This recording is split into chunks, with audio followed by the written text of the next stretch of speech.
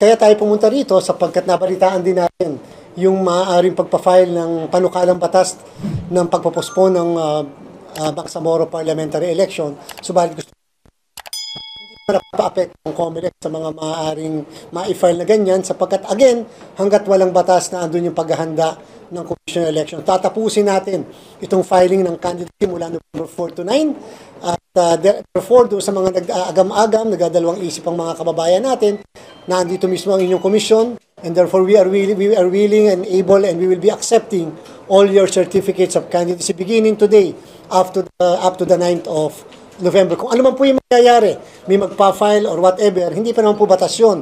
Kung sakasakali man panukalang batas pa lang yon.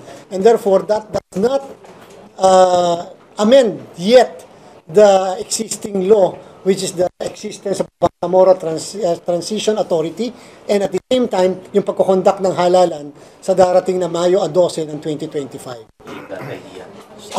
The fact na mayroong nagpa-file na kasalukuyan at the fact na may mga papunta na dito sa ating bulwagan para mag-file ng candidacy, naniniwala naman ako na naniniwala rin sila na tuloy ang halalan. At the fact na nandito ang chairman mismo ng Commission on Elections at ang mga patataas na opisyal ng COMELEC at ng APP-NP ay at ngayon ay araw ng Lunes. Alam niyo naman pag araw ng Lunes, napakahabang bakasyunan pa sa Maynila. Kinakailangan sana yung presensya natin pero gusto natin ipakita yung suporta ng komisyon dito sa ginagagawin nating filing ng candidacy and therefore as far as we are concerned, tuloy na tuloy ang halalan sa Bangsamoro. Ayun, hindi kasi call ng Commission on Elections yan. Basta sa amin, we will conduct the election base doon sa 25. Basta hindi 32, nakasama dapat ang sulu.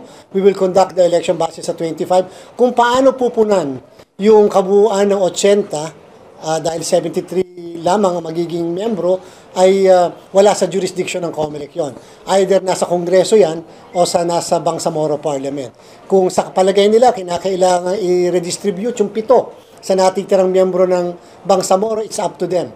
We will always defer to the wisdom of the legislature or the parliament or Congress as the case may be.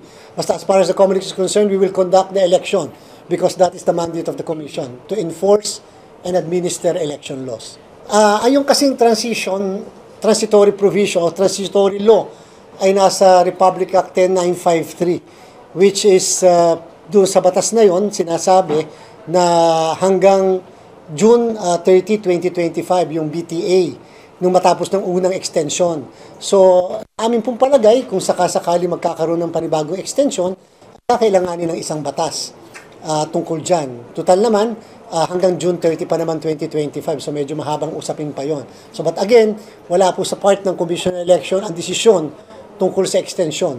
Yan po ay political in character and therefore, it is best reserved to the best judgment of Congress or the Bangsamoro Parliament. Pero in this case, mukhang nag-defer din ang Bangsamoro Parliament sa Kongreso. That's why they merely issued a resolution.